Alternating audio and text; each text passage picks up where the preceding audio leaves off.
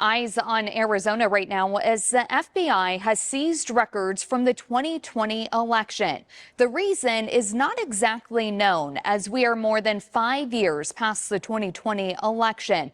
And despite an audit, an investigation by the former Arizona Attorney General and political allies of President Trump reviewing records, no fraud has ever been found. So the question here is why now? I don't know why now. Stephen Richer was elected Maricopa County Recorder in 2020, later became one of the leading voices for the accuracy of the county's election process in 2020. This election has maybe been the most examined election in the history of mankind, in that the attorney generals looked at it, the cyber ninjas have looked at it, various third-party technology companies have looked at it, John Shadegg has looked at it, court cases have looked at it, the county has obviously looked at it. But now a federal grand jury subpoenaed records from the Arizona State Senate's audit of the 2020 election.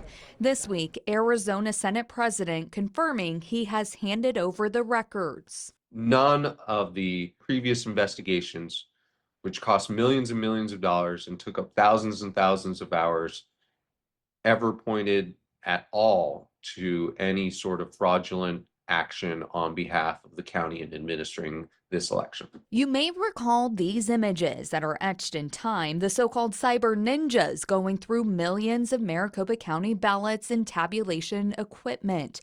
Those results confirming Joe Biden's win in Maricopa County. Now the FBI has those records in digital format that have already been reviewed over and over. The physical ballots themselves are gone and have been gone for some time. The tabulation equipment is gone and has been gone for some period of time.